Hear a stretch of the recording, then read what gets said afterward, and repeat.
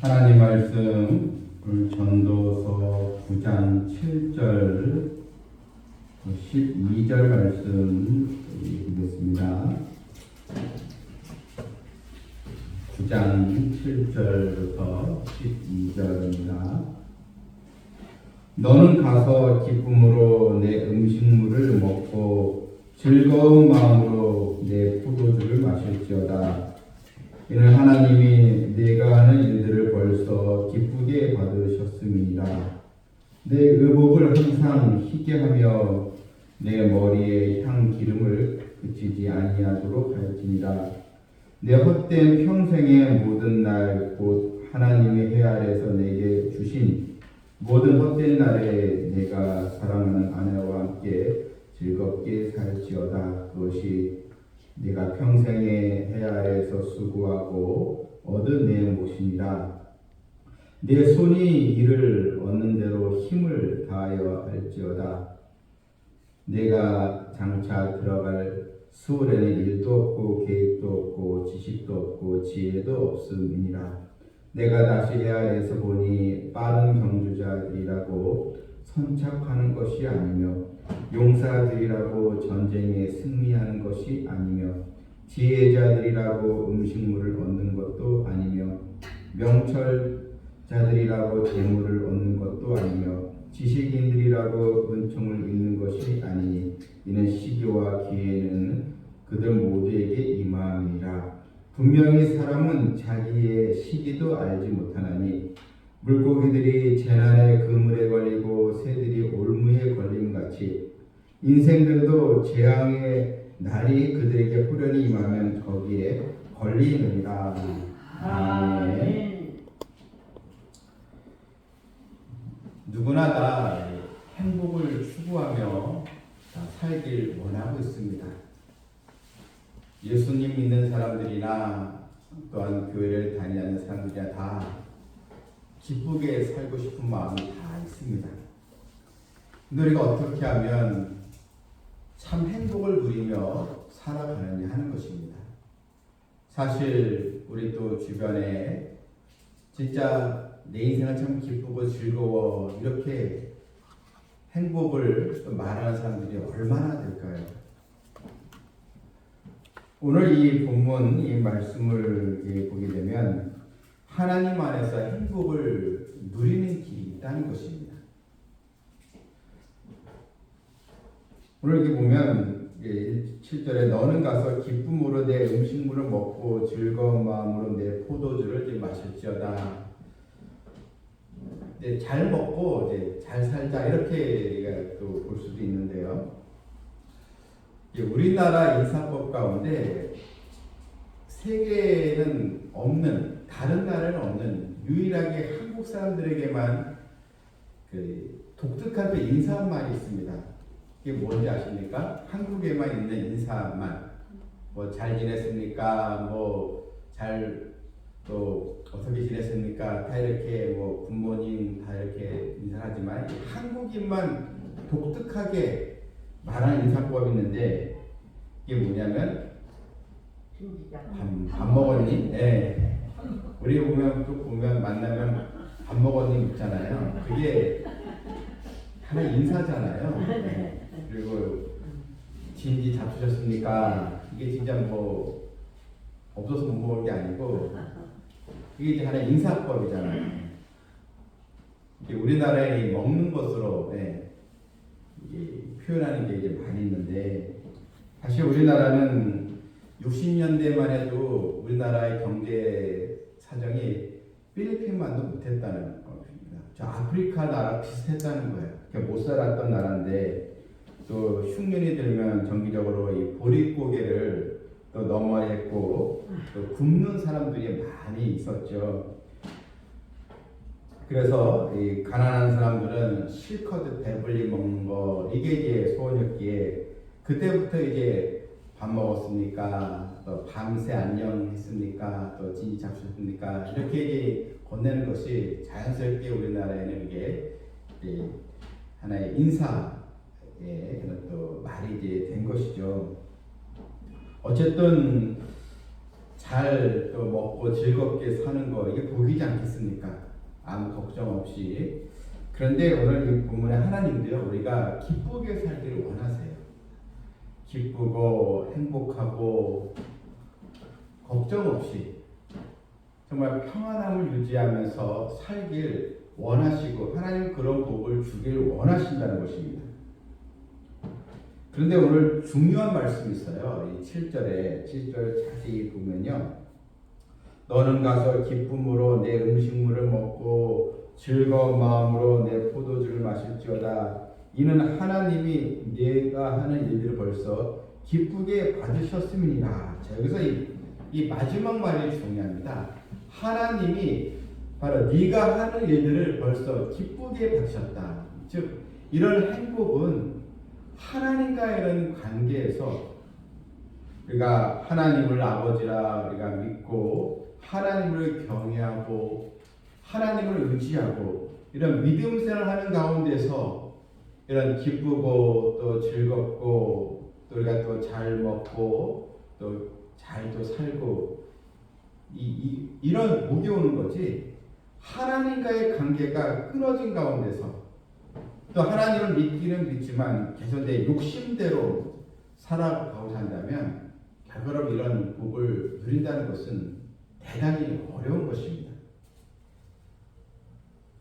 우리는 바로 하나님 안에서 행복을 누려야 한다는 것입니다. 다시 말해서 내가 노력해서 얻는 행복도 물론 중요하겠지만 우리에게 또 다른 행복, 하나님이 주시는 즉 우리가 믿음 생활을 통해서 자족할 줄도 알고 때로는 내가 교만하지 않고 또 겸손해져서 하나님께 주신 것에 감사하면서 우리가 살아갈 때 하나님 그 성도를 보시면서 더 큰 은혜와 복을 우리에게 내려주시게 되는 것입니다. 그래서 하나님이 너의 하는 일을 벌써 기쁘게 받으셨다. 즉 하나님께서 좋아하시고 기뻐하는 일들을 해야 한다는 것입니다.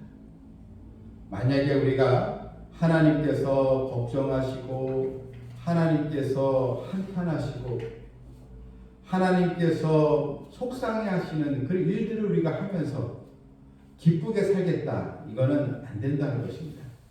그건 결코 이루어지지 않는다는 것입니다. 세상 사람들이야 돈만 있으면 된다 얘기하지만 사실 세상 사람들도 그렇게 살아가는 사람이 있습니까? 아닙니다. 하나님께서 기뻐하시고 좋아하시는 일들, 즉 하나님 기쁘게 해드리면서 이런 행복을 누리게 된다는 것. 여러분 이 원칙을 꼭 우리 기독교인들은 깨닫고 말씀대로 우리는 살아가야 하는 것입니다. 바울은 로마서 12장 2절에서 하나님의 선하시고 기뻐하시고 온전하신 뜻이 무엇인지 분별하도록 하라 했습니다. 즉 성도는 하나님의 선하고 기뻐하시고 온전하신 뜻이 무엇인지를 분별할 수 있어야 한다는 것입니다. 지금 내가 하는 선택이 내가 지금 하고자 하는 행동이 내가 또 원하는 것이 정말 하나님께서 보시기에도 합당한 것일까? 성경적으로 이 기준에 내가 맞는 것인가? 그것을 분별할 수 있는 지혜가 또 있어야 한다는 것입니다.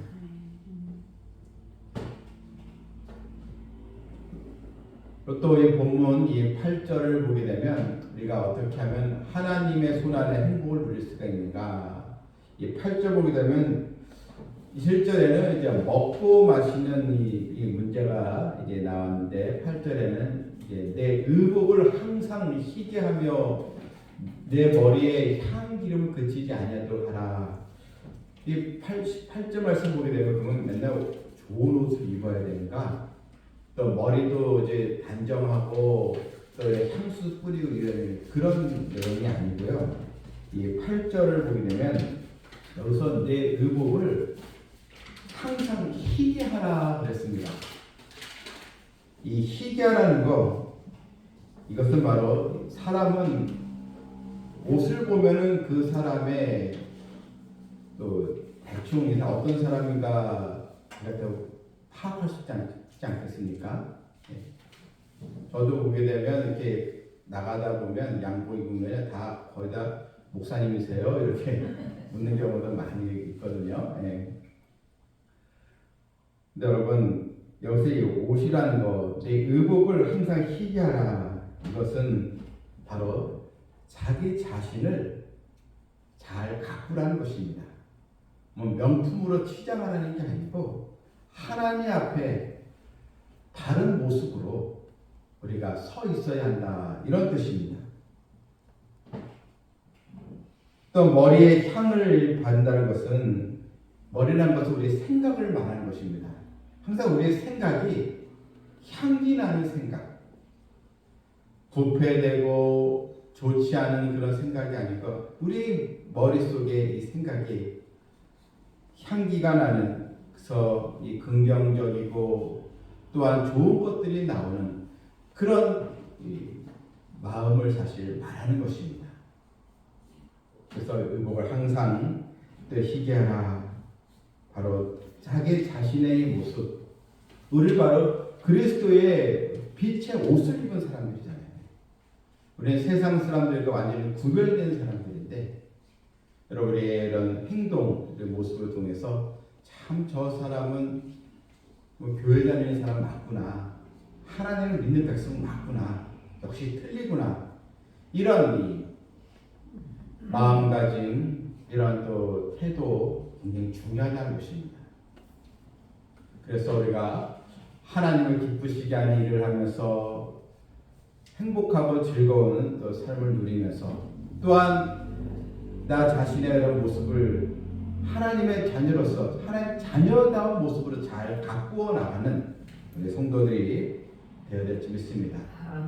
만약에 교회를 우리가 나오는데 맨날 입에서 쌍소리가 나오고 거짓말이 나오고 험한 말이 나오고 남을 속이는 말이 나오고 굉장히 상대방에게 그냥 불쾌한 그런 말들이 나오면, 여러분 우리의 이 모습은 사실 앞뒤가 안 맞고 미선적인 모습에 거기에 빠져든 것입니다.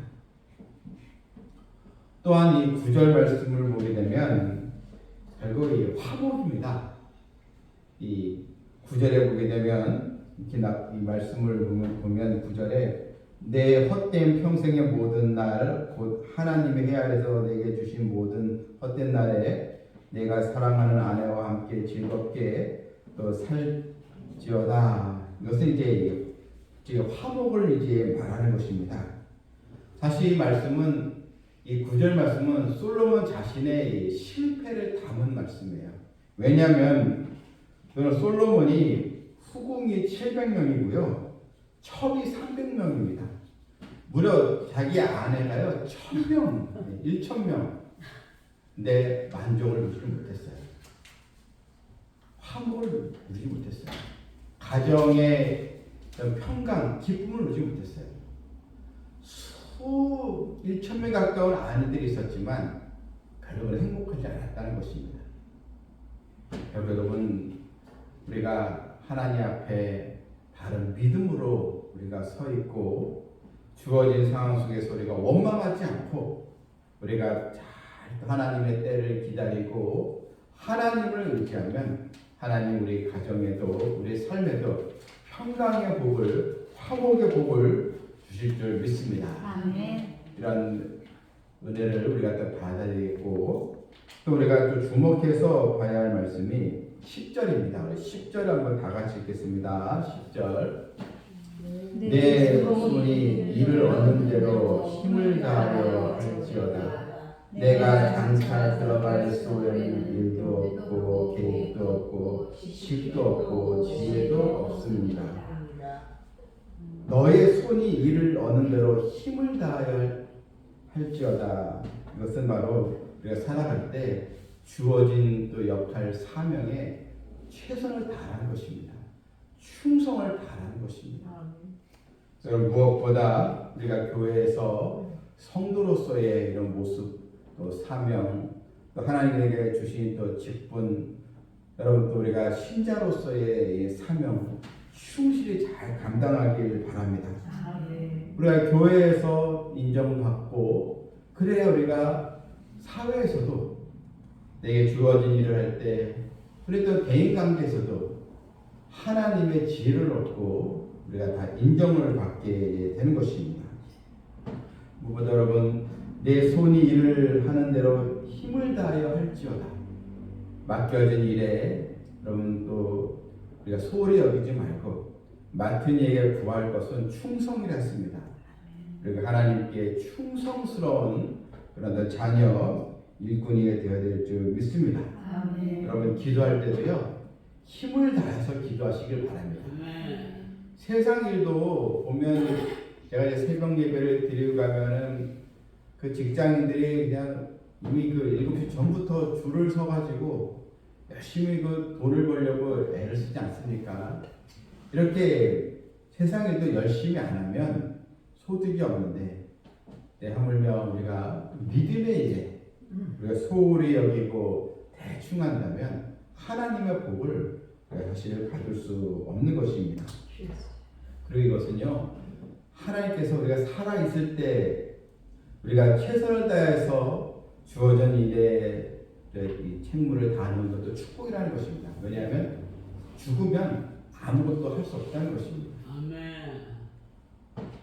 본문 보세요. 10절에 스올에는 일도 없고 계획도 없고 스올은 이게 무덤을 얘기하거든요. 그러니까 일단 죽으면요 아무런 계획도 일도 없고 아무것도 할 수 없지 않겠습니까? 물론 죽으면 끝이고 우리의 영혼이 하나님께 우리가 또 가게 되지만 근데 여러분 우리가 그래도 살아있을 때 하나님의 그 선한 일, 선한 계획에 참여할 수 있고 또 믿음에 할 수 있는 기회들이 있지 않습니까? 어떤 분은 죄 많은 이 세상 빨리 천국이나 가야지 이런 분들이 있어요. 아우 힘들고 괴로워 빨리 차라리 천국이나 빨리 갔으면 더 이상 힘든 꼴 보지 않고 그런 분이 사실 많이 있어요.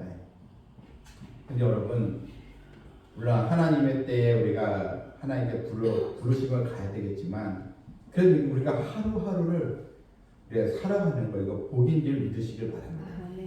오늘 햇볕을 보고 또 이렇게 내가 살아있으니까 성전에 와서 함께 또 찬양하고 또 성도 간에 서로 또 기도하고 또 우리가 서로 또 교제하고 이게 복이지 않겠습니까? 이 하루하루 하나님께 우리가 주신 선물입니다.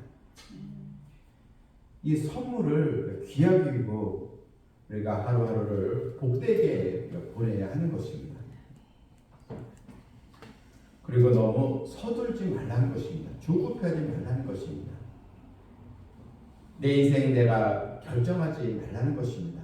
여러분 참 귀한 말씀이 하나 나와요. 11절에 보면요.